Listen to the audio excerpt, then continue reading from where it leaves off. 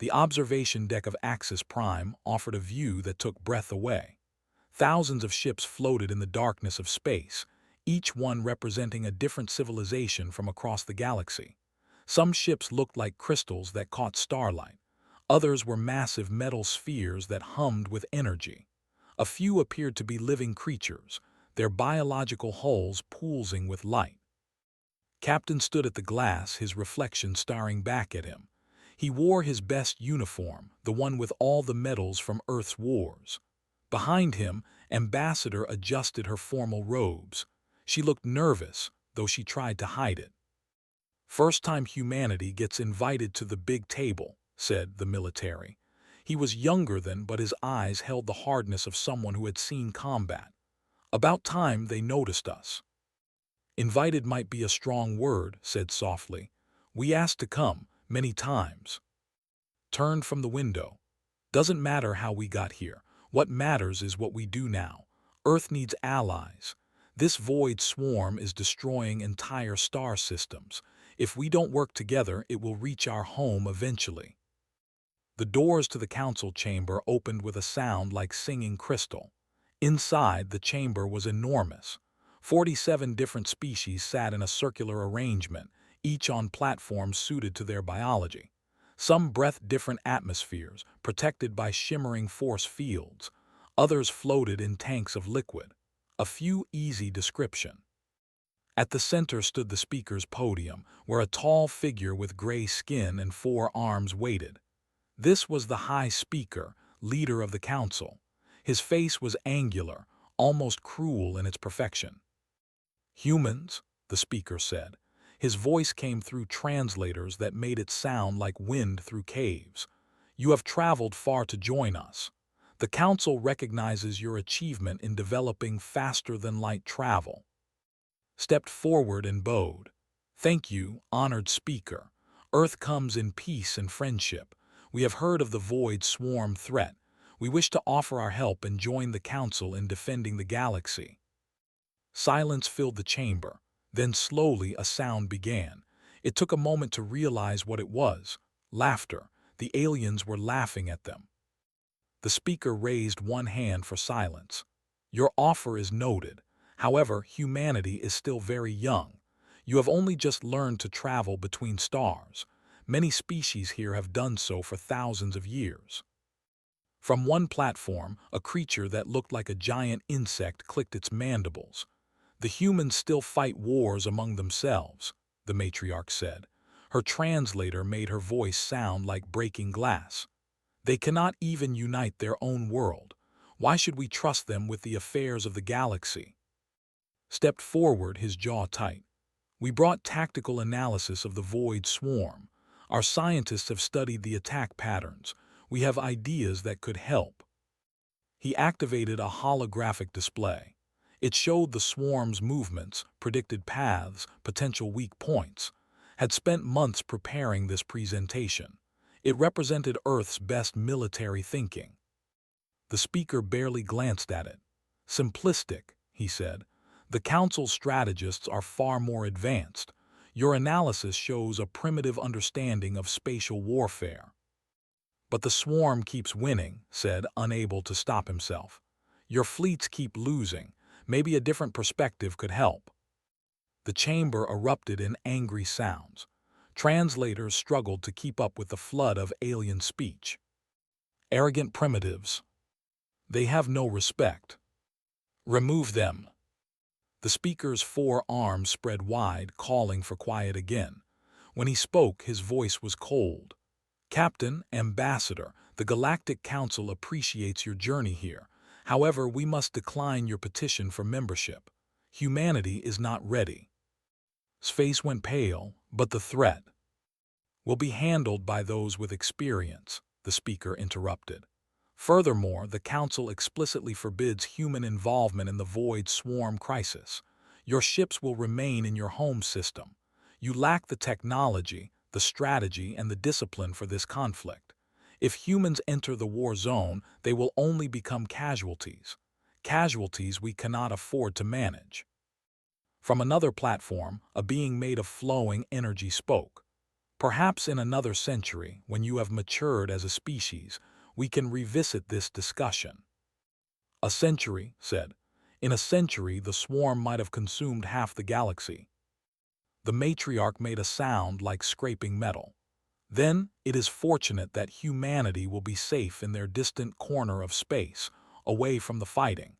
Consider it protection for your young civilization. Felt anger burning in his chest. He had fought in wars. He had seen friends die. He knew what it meant to face impossible odds. And these aliens, sitting safe in their council chamber, were dismissing his people like children. "We don't need your protection," he said quietly. "No," the speaker tilted his head. "You need faster ships, better weapons, advanced shields. You need strategy and experience. You need everything, Captain. Go home. Let the adults handle this war." More laughter echoed through the chamber. Placed a hand on his arm, pulling him back. She knew they had lost. There would be no alliance today, no seat at the council table, no chance to prove humanity's worth. As they walked toward the exit, stopped and turned. The laughter died down as the aliens waited to see what she would do. "You have made your decision," she said, her voice carrying across the chamber. "We will respect it. We will return to Earth. But know this, you may not want our help today, but situations change. Wars are unpredictable. If the day comes when you need us, when your fleets are broken and your worlds are burning, we will remember this moment." The speaker waved a dismissive hand. "If that day comes, little human, we will already be lost. What could primitives like you possibly do to save us?" Smiled, though there was no humor in it. "I suppose we'll find out. Or rather, you will. We've survived worse than you know. Earth is not kind to its children. It makes us hard. It makes us creative. It makes us stubborn." "It makes you weak," the matriarch said. "You are divided, violent, crude. These are not virtues." "Maybe not," said, "but they kept us alive when nothing else would." The three humans left the chamber. Behind them, the laughter started again. It followed them down the corridors of Axis Prime, through the docking bay, and into their small ship. As they departed, looked back at the massive station. All those advanced civilizations, so confident in their superiority, so certain that humanity had nothing to offer. "They'll regret this," said. "Maybe," replied. "But first we need to convince Earth's government to let us act. They ordered us to seek permission. We got an answer. They won't like what comes next." Set course for home. Behind them, the Galactic Council continued their meeting, already forgetting about the humans. They had bigger problems to worry about. The Void Swarm was coming, and they had no idea how to stop it. 3 months had passed since the Council rejected humanity. 3 months of watching the galaxy burn while Earth sat on the sidelines. Dr. Sora couldn't sleep anymore. Every time she closed her eyes, she saw the same thing: star systems going dark on the long-range sensors. Her laboratory was deep underground, far from the crowded cities above. Around her, dozens of screens showed data streaming in from deep space. The Void Swarm was winning. Every battle report made that clearer. "Another one," said her assistant, pointing at a screen. "The Helix Nebula. The Council sent their combined fleet there, 12,000 ships." Sora leaned closer. The battle data was incomplete, but what she could see was terrible. The Council fleet had tried coordinated strikes, using their energy weapons in synchronized patterns. It was textbook strategy, the kind taught in every military academy across the galaxy. It hadn't worked. "How many survivors?" she asked. "Less than 2,000 ships escaped. The rest—" The assistant couldn't finish. Sora pulled up older battle reports and began comparing them. She had been doing this for weeks now, searching for patterns. The Council's military commanders were brilliant. Their technology was centuries ahead of Earth's. Their tactics were refined through countless conflicts. But they kept losing. "It doesn't make sense," she muttered. "They should be winning. They have everything they need." "Maybe the swarm is just too strong," her assistant said. "No, look at this." Sora highlighted sections of data. Every time the Council uses a new weapon or tactic, the swarm adapts, but there's a delay. See, right here. It takes them approximately 43 seconds to adjust their defenses. 43 seconds isn't much time. It is if you know how to use it. Sora's fingers flew across her keyboard. The Council fights with logic and order. They coordinate their attacks. They use the same weapons throughout a battle. That gives the swarm time to adapt. But what if we didn't give them that time? She began writing equations, her mind racing. What if they cycled through different weapons rapidly? What if they used chaos instead of order? What if they fought the way humans had fought for thousands of years? Messy, unpredictable, desperate. Across the planet, in a military shipyard orbiting Mars, Captain stared at his new command.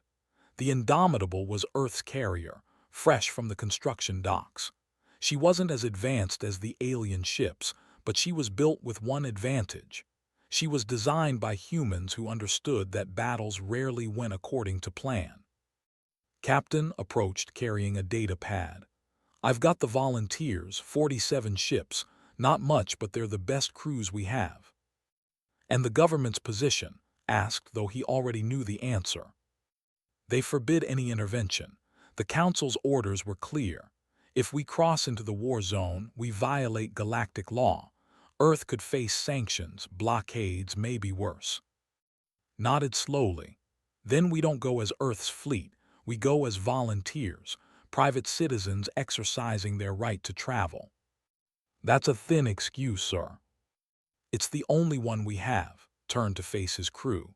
I won't order anyone to come. This is volunteer only. Anyone who joins will be risking their life, their career, and possibly their planet's future. But people are dying out there. Entire civilizations are being erased. The Council failed and they won't accept our help, so we help anyway. Smiled grimly. When do we leave? As soon as engineer finishes the modifications. Was already at work in the ship's weapons bay. She was small, barely reaching the shoulders of most crew members, but she was the best engineer Earth had ever produced. Around her, robotic arms welded and assembled under her direction. These frequency modulators will let us cycle through different weapon types rapidly, she explained to a group of technicians. Lasers, kinetics, plasma, rail guns. We hit them with everything, fast enough that they can't adapt. Dr. Sora's data shows a 43-second delay before the swarm adjusts. We'll be changing weapons every 10 seconds. Won't that strain the power systems? One technician asked. Probably. It might even burn out some systems, but we'll worry about that after we win. Grinned. Besides, humans have been fighting with whatever weapons they could grab for our entire history. This is just the space version of that. The fleet began to assemble. They came from everywhere.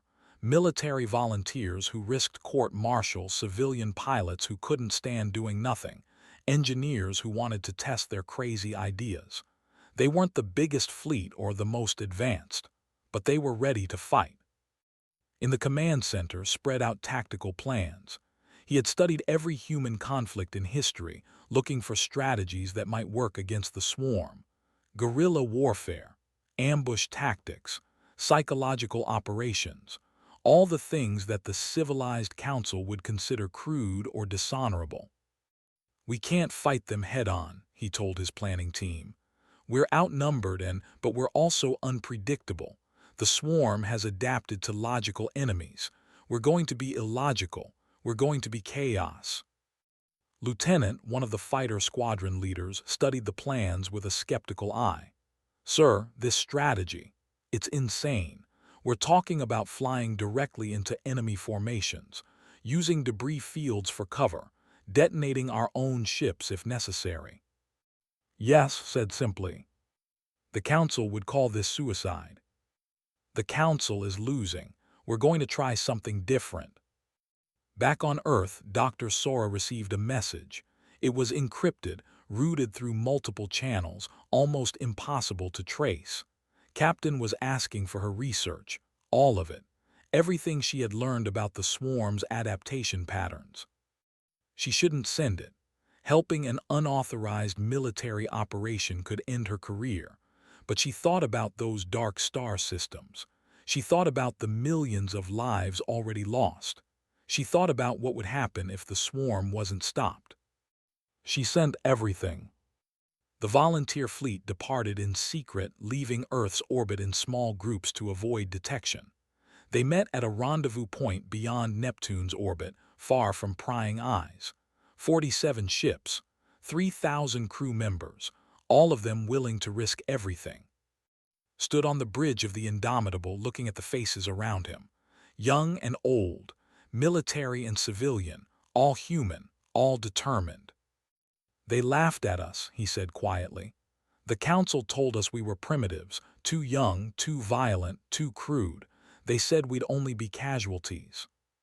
He paused, letting his words sink in. "Maybe they're right. Maybe we will be casualties, but I'd rather die trying to help than live safely while others burn. Earth survived ice ages, plagues, wars, disasters that should have killed us all. We're still here because we never stopped fighting, because we never accepted defeat, because when things looked darkest, we found a way." Spoke up from her station. "The weapons are ready, Captain." Activated the navigation systems. Course laid in for Sanctuary System. That's where the Council is making their last stand. Checked her fighter squadron.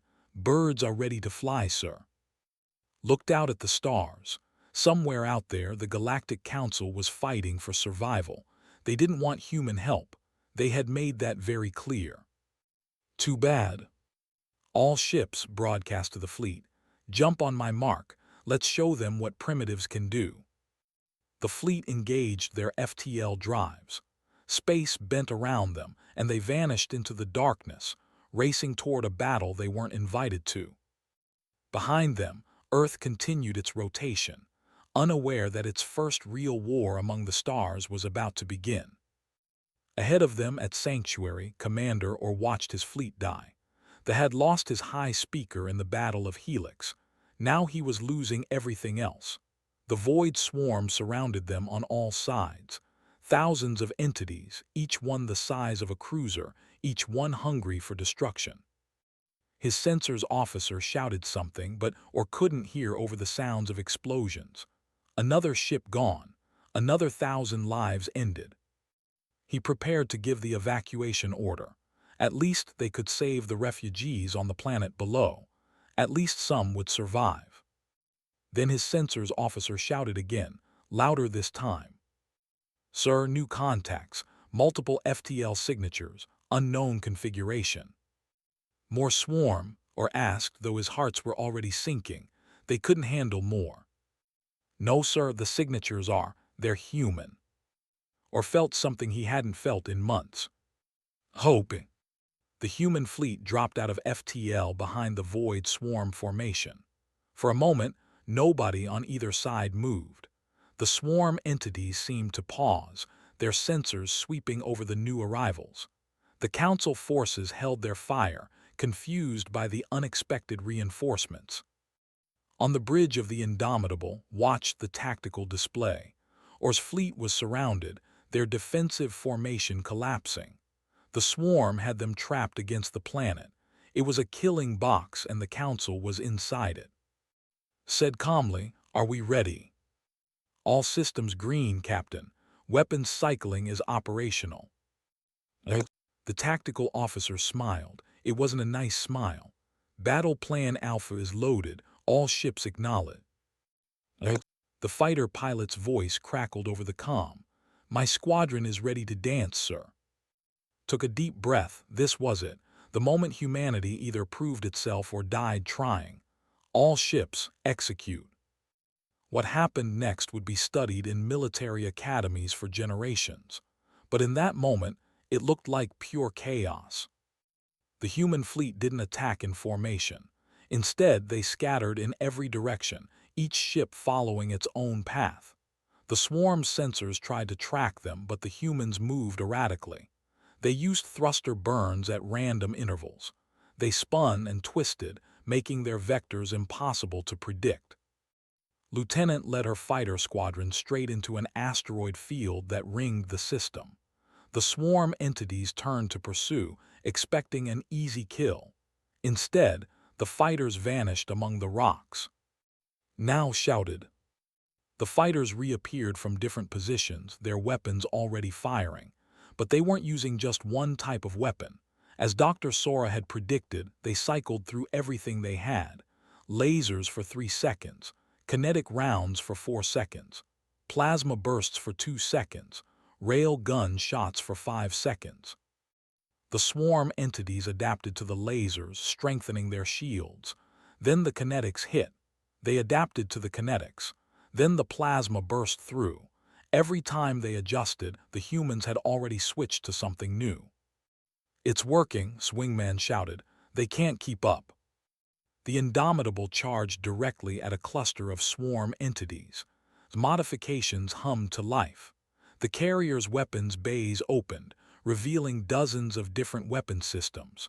They all fired at once, each one on a different cycle. But that wasn't the strangest part. The Indomitable was broadcasting on every frequency it could generate: radar, radio, quantum signals, electromagnetic pulses.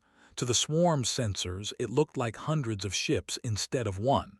The false signatures confused their targeting systems. "Psychological warfare," explained to a bewildered council commander who was monitoring their tactics. "Make them see what isn't there. Make them doubt their sensors. Make them afraid." "Afraid?" the commander asked. "The swarm doesn't feel fear." "Everything feels fear," replied, "even if it's just the fear of making a mistake." 3 of fighters got surrounded by swarm entities. They were cut off, no way out. The council forces watching expected them to retreat or be destroyed. The fighters did neither. "To all fighters," the lieutenant's voice was steady. "Pattern Omega on my mark." The 3 fighters accelerated directly at the swarm entities. At the last second, their pilots ejected. The ships, now on automated control, slammed into the enemy. But they didn't just crash. Their reactor cores detonated at precisely calculated moments. The chain reaction destroyed over 30 swarm entities. The ejected pilots were recovered by other fighters that had been waiting for exactly this moment. It was insane. It was reckless. It was brilliant. On his flagship, Commander Orr watched in stunned silence. The humans fought like nothing he had ever seen. They broke every rule of space combat.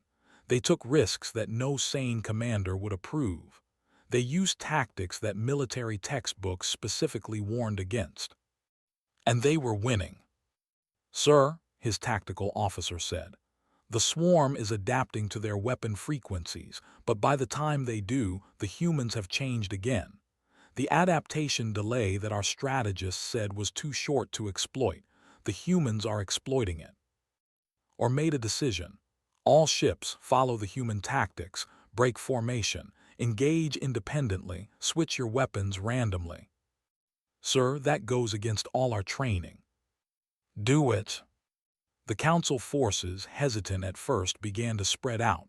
They started cycling their weapons. They attacked from unexpected angles. It felt wrong to them, undisciplined and dangerous. But it worked. The swarm, which had been overwhelming them for months, suddenly faced an enemy it couldn't predict. An enemy that didn't follow logical patterns. An enemy that embraced chaos.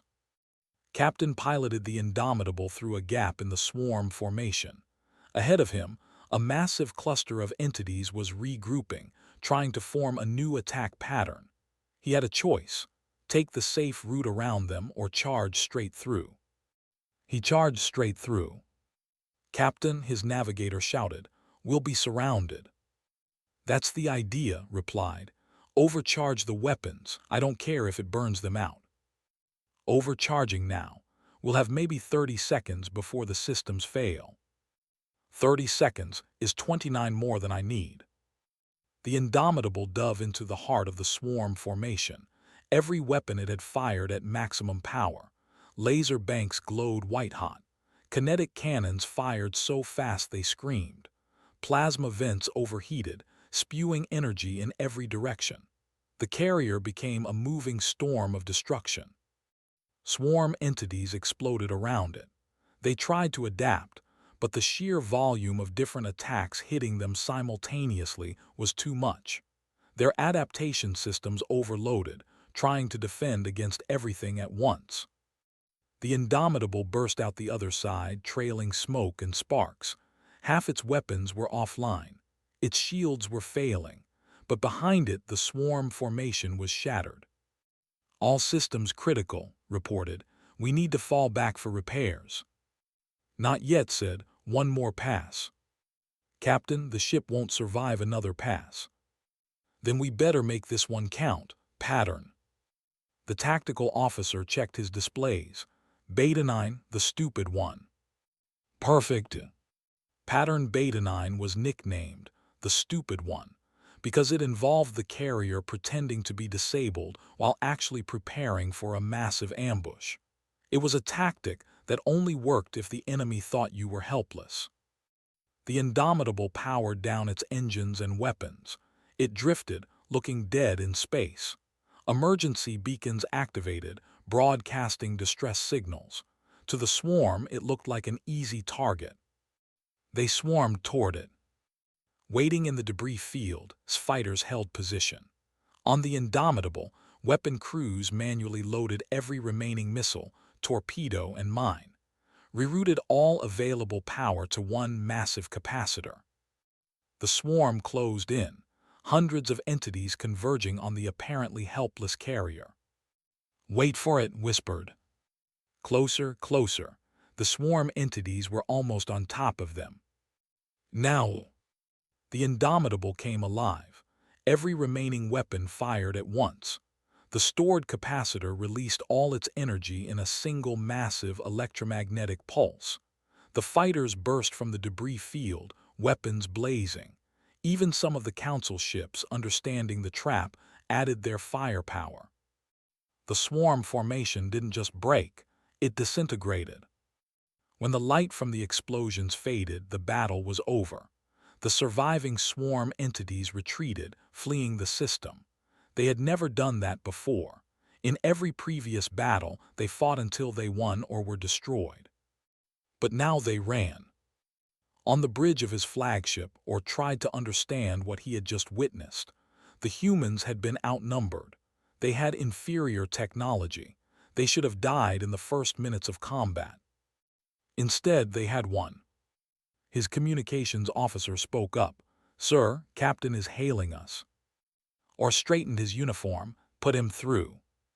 His face appeared on the screen. He looked exhausted. His uniform was torn. There was a burn mark on his cheek, but he was smiling. "Commander, or your fleet fought well. Sanctuary is safe." Or found his voice. "Captain, how did you? How did primitives like us win?" Smile didn't fade. "That's a long conversation, Commander, and I think the Galactic Council is going to want to hear it. All of them." Behind, his crew was cheering. They had lost ships. They had lost friends, but they had proved something important. Humanity belonged among the stars. And the galaxy was about to learn what that meant. The conference room aboard the Indomitable was never designed for this many people. Commander stood near the viewport, his 4 arms crossed. Around the table sat representatives from 6 different council species, all of them looking uncomfortable in the cramped human quarters. Captain noticed their discomfort. Good. Let them be uncomfortable. They had come to his ship asking for answers. They could deal with chairs that weren't built for their bodies. "You want to know how we won?" said. It wasn't a question. Or turned from the window. His face was harder to read than a human's, but had learned to recognize confusion in this posture. "We need to understand. Our military has trained for thousands of years. Our tactics have been refined through countless conflicts. We have technology you can only dream of, yet we were losing to the swarm. And then we showed up and won in a few hours," added from his position by the door. "That must be frustrating."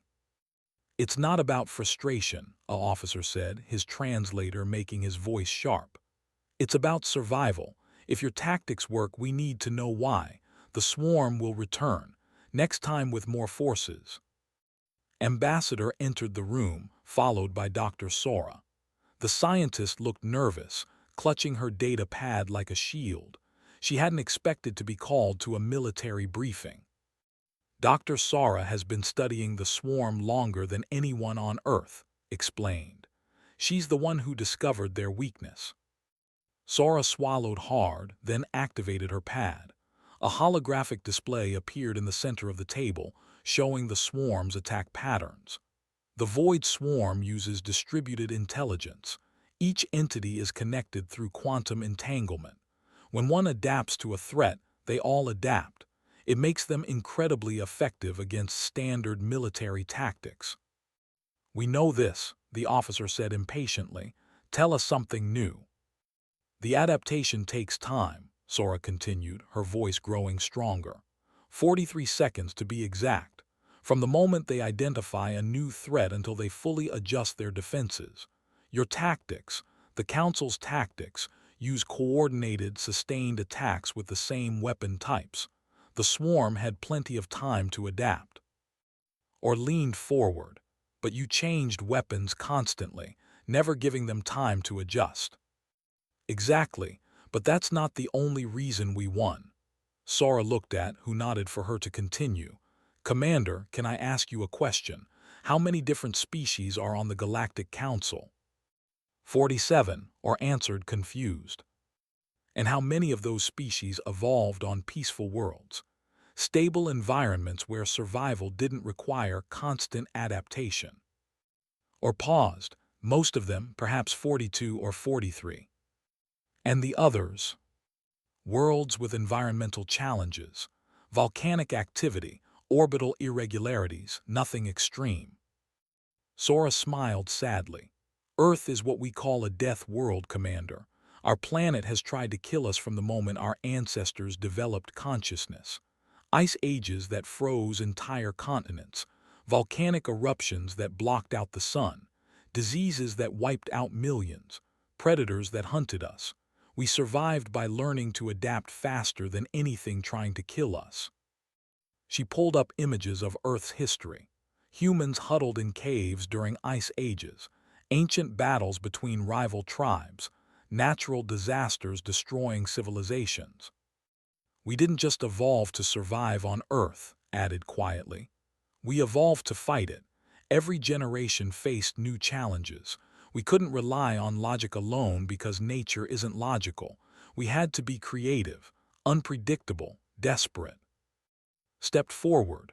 "The swarm evolved to fight logical enemies, enemies that coordinate, enemies that follow military doctrine, enemies that fight with honor and discipline. They adapted to counter everything the Council threw at them because all of you think the same way."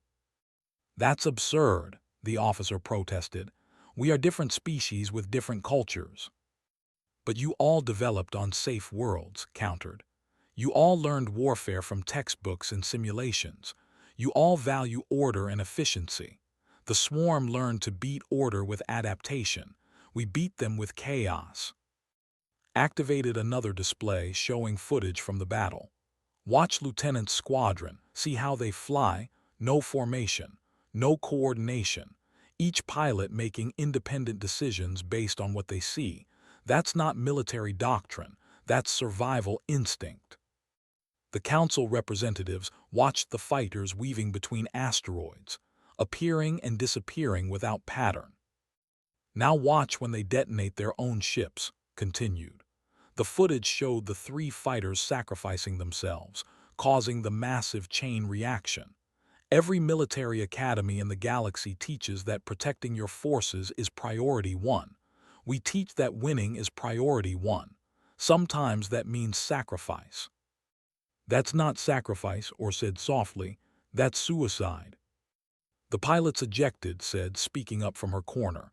She had been quiet until now, making notes on her own pad. "We planned for that.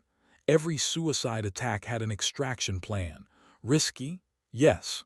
Suicidal? No. We calculated the odds and accepted them." "Accepted odds that would be unacceptable to us," or said. Exactly, leaned back in his chair. Your species, all of your species, evolved without constant threats. You learned to value life, to protect your people, to minimize risks. Those are good values, but they make you predictable. The swarm learned your patterns and beat you. A long silence filled the room. The council representatives looked at each other, processing what they were hearing. Finally, or spoke. You're saying humanity won because you come from a terrible world that taught you terrible lessons. No, said firmly. Earth taught us valuable lessons: adaptability, creativity, the will to survive against impossible odds. Yes, we're more comfortable with risk than you are. Yes, we embrace chaos when necessary. But those traits kept us alive when everything else wanted us dead. Dr. Sora added more data to the display. There's something else. Human brains develop differently because of our environment. We have enhanced pattern recognition for threats, faster reflexes, better improvisation under stress. When lieutenants pilots fly, they're not just following training. They're using survival instincts refined over millions of years. The swarm is a predator, said. You sent prey to fight it. We're predators too. We recognize other predators. We know how to fight them because we've been doing it since we lived in caves. Or walked to the viewport again, staring out at the stars. The council laughed at you. We called you primitives. We said you were too violent, too undisciplined, too crude to join us. Yes, said simply. We were wrong. Yes. The commander turned back to face them. Those qualities we mocked, your violence, your disorder, your willingness to take terrible risks, those are exactly what we need to defeat the swarm. Probably, agreed. But there's a problem. The council forbid us from entering the war zone. You explicitly told us to stay away. We violated those orders by coming here. Orders I'm going to recommend the council revoke immediately, or said. I'm also going to recommend something that will shock every member. I'm going to suggest that humanity be granted emergency membership with full voting rights. And more than that, I'm going to suggest that you, Captain, be placed in command of our combined defense forces. The room erupted in shocked voices. Even the human crew members looked stunned. Couldn't find words. That's unprecedented. So is everything about this situation, or replied. We need you. We need your tactics. We need your way of thinking. We need humans training our forces to fight like you do. Shook his head. Commander, our tactics work because we're human. You can't just copy what we do. Your people don't think like we do. They don't have our reflexes or our instincts. Then teach them, or said simply. Not to be human, but to be unpredictable, to embrace calculated risks, to fight without always following the textbook. Looked at, it might work, sir. Not perfectly, but enough to make a difference. Nodded. I can adapt our weapon systems to council ships, give them the frequency cycling capability. Sora held up her pad. I can teach their scientists about adaptation delays and how to exploit them. Stood up, facing or directly. 3 months ago, your high speaker told us we had nothing to offer, that we were primitives who would only get in the way. He was wrong, I was wrong, we were all wrong. Or extended one of his 4 hands in the human gesture of greeting he had learned. The council owes humanity an apology, and more importantly, we need your help, please. Looked at his crew, then at Ambassador. Finally, at the alien representatives who had come asking for help from the species they had rejected. He took Or's hand and shook it.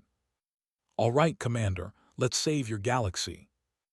The emergency session of the Galactic Council was unlike any in the organization's 3,000-year history. For the first time, the meeting wasn't held on Axis Prime. That station was debris now, destroyed by the swarm 2 weeks earlier. Instead, they gathered aboard Commander Or's flagship, a massive vessel that barely had room for all the representatives. Ambassador stood before them again. 3 months ago, she had faced laughter and dismissal. Today, the chamber was silent. Representatives who had mocked humanity now avoided her eyes. The matriarch was the first to speak. Her voice through the translator was quieter than before. Ambassador, the Council has reviewed the battle reports from Sanctuary. Your species performed admirably. Admirably? Captain stood beside, his uniform still showing scorch marks from the battle. Commander or said you lost over 40,000 ships in the past 3 months. We came to Sanctuary with 47 ships and turned the tide. I think admirably might be understating things. A ripple of uncomfortable sounds passed through the representatives. They weren't used to such direct challenges. Or stepped forward. I have submitted my formal recommendation to the Council. Humanity should be granted immediate emergency membership. Furthermore, I believe Captain should be appointed Supreme Commander of our unified defense forces. The chamber erupted. Translators struggled to keep up with dozens of species all speaking at once. Protests, questions, anger. Order, the matriarch's voice cut through the chaos. Commander, or you ask us to place our military forces under the command of a species that has been spacefaring for less than a decade. Yes. That's insane. Is it? Or activated a holographic display. Battle footage from Sanctuary played above the assembly. Watch. This is how we've been fighting the swarm for months. Coordinated attacks, logical formations, everything by the doctrine. The footage showed Council fleets being systematically destroyed. Ships exploded in perfect geometric patterns as the swarm adapted and countered every tactic. Now watch this. The display switched to the human fleet at Sanctuary. Chaos, ships breaking in every direction, weapons firing in seemingly random patterns, fighters appearing from nowhere. The sacrifice plays that made several representatives gasp in horror. This should not work, or said. By every measure of military science, this is wrong. And yet the swarm retreated. For the first time in a year of warfare, they ran away. Lieutenant entered the chamber, her flight suit still dirty from repairs. She carried a data pad with technical specifications. Sirs, if I may speak. Nodded. I'm just a pilot, said. I'm not a diplomat or a commander, but I've been studying the Council's military training programs. They're impressive, really impressive. You have simulation technology we can only dream of. Your pilots train for hundreds of hours in perfect conditions with perfect instructors. She paused, looking around at the assembled representatives. But they've never been afraid. Not really. Your simulations don't have permanent consequences. Your training doesn't prepare you for the moment when your ship is actually exploding around you, and you have to make a decision in half a second that will either save you or kill you. Humans have been making those decisions since before we had written language. A tall, crystalline being spoke up, its voice like wind chimes. Are you saying we are cowards? No, sir. I'm saying you're not desperate. Earth made us desperate. Every disaster, every war, every plague, we learned that sometimes the only way to survive is to do something crazy. The swarm doesn't know how to handle crazy. Stepped forward with his own presentation. We've analyzed 20 major battles between Council forces and the swarm. In every case, the swarm adapted to your tactics within the first 10 minutes. After that, you were fighting a losing battle. You just didn't realize it yet. He showed graphs and data tracking how battles unfolded. The pattern was consistent. Initial success, then gradual decline as the swarm adjusted. Humans don't give the enemy time to adapt, continued. We change constantly. Every minute we're doing something different. It keeps the enemy off balance. It's exhausting for us, requires incredible discipline, and goes against every instinct you have about organized warfare. But it works. Dr. Sora took her turn next.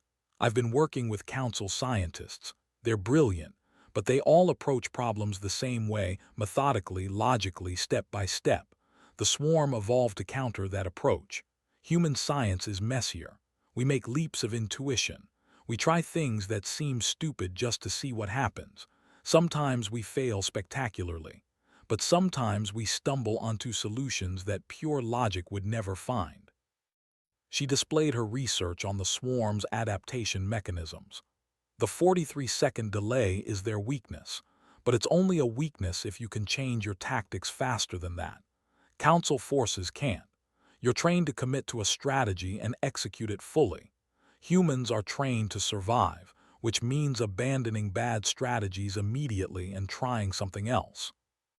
Was the last to present. The engineer looked tiny next to some of the massive alien representatives, but her voice carried. I've been retrofitting Council ships with our weapon systems. The technology isn't complicated. What's complicated is using it. Your weapons officers are trained to target carefully, to wait for optimal firing solutions, to conserve ammunition. We train them to fire everything constantly without worrying about waste. It feels wrong to them. She pulled up footage of a Council cruiser trying to use the new systems. The weapons officer hesitated, trying to find the perfect moment to fire. That hesitation gets you killed, said bluntly. Against the swarm, good enough right now beats perfect 30 seconds from now. Your people need to learn that. It's going to be hard. It goes against thousands of years of military tradition, but it's necessary. The representatives sat in silence, processing everything they'd heard. Finally, an elderly stood. She was older even than the late High Speaker, her skin wrinkled and her movements slow. I remember, she said softly, when my people first achieved, we were bold then. We took risks. We explored the unknown with excitement rather than fear. We became cautious. We built rules and doctrines. We convinced ourselves that civilization meant the absence of chaos. She looked at the humans. Perhaps we forgot that sometimes chaos is necessary. Perhaps we forgot that survival requires more than just logic and order. The matriarch clicked her mandibles thoughtfully. You said Earth is a death world, that it tried to kill you. Do you hate your planet for that? Smiled, no, we love it. Earth made us what we are. Yes, it was harsh. Yes, we suffered, but we also became resilient. Humanity wouldn't exist without those challenges. We are the children of a dangerous world and we carry its lessons with us. Lessons the galaxy needs, Or said. I've fought in 17 conflicts across my career. I thought I understood warfare. I was wrong. Or rather, I understood one type of warfare, the civilized kind where both sides follow rules and honor doctrine. The swarm doesn't follow rules. It requires a different approach, an approach that humans understand instinctively. The vote was called. One by one, the representatives cast their decision. Some voted reluctantly, clearly uncomfortable with the choice. Others voted eagerly, understanding the necessity. The final tally appeared on the displays, unanimous. Humanity was granted emergency membership in the Galactic Council with full voting rights. Captain was appointed Supreme Commander of the United Defense Fleet, became Chief Tactical Officer. Dr. Sara became Chief Science Advisor. As the meeting adjourned or approached the human delegation privately, 3 months ago, we laughed at you. The High Speaker said you were primitives who would only be casualties. I remember, said.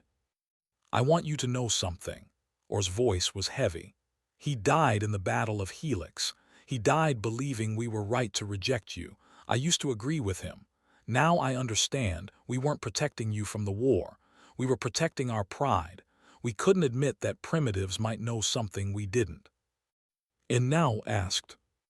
Now I know that advancement isn't just about technology. It's about adaptation, about being willing to change when the situation demands it. Humanity has that quality. We lost it somewhere along the way. He extended his hand again. Thank you for reminding us. 6 months later, the war looked very different. The United Defense Fleet, now trained in human tactics and equipped with frequency-cycling weapons, pushed the swarm back system by system. Council officers studied at training facilities on Earth, learning guerrilla warfare, improvisation, and calculated risk-taking. It was hard for them. Everything about human military doctrine felt wrong to species raised on peaceful worlds. But gradually they learned, not to be human but to be flexible, to embrace uncertainty, to try unconventional solutions. The swarm, for the first time in its existence, faced an enemy it couldn't predict, an enemy that changed faster than it could adapt, an enemy that combined advanced technology with primitive fighting spirit. On the bridge of the indomitable, now flagship of the United Defense Fleet, Admiral looked out at the assembled armada. Ships from 47 species, all working together under tactics developed by humans. It wasn't perfect. There were still miscommunications, cultural conflicts, and disagreements about strategy. But they were winning. Beside him watched the fleet too. "Do you remember what I told the council when we left that first meeting? You said they'd remember that day." "I said we'd remember it, and we have," she smiled. "But more importantly, they remember it. They remember laughing at us. They remember telling us we had nothing to offer. And now, every time they see a human uniform, they remember how wrong they were." Joined them carrying battle reports. "The swarm is retreating from the Perseus arm. We've reclaimed 16 systems this month. At this rate, we'll have them pushed back to deep space within a year." And then asked, "Then we hunt them down and end this war," grinned. "The galaxy isn't big enough for both us and them." Somewhere in deep space, the void swarm regrouped. For the first time in its existence, it felt something new. Not fear exactly, it wasn't capable of that emotion. But uncertainty. The logical enemies it had learned to defeat were now behaving illogically. The patterns it had learned to exploit were gone, replaced by chaos. The swarm didn't know how to adapt to that. And in that failure to adapt, humanity found victory. The species the galaxy had called primitives, too young and too violent to matter, had taught the advanced civilizations a lesson they would never forget. Sometimes survival requires not just intelligence, but the willingness to embrace chaos. The galactic leaders had snubbed humanity. They hoped they hadn't made that mistake. They had. But thankfully, humans were generous enough to fix it for them.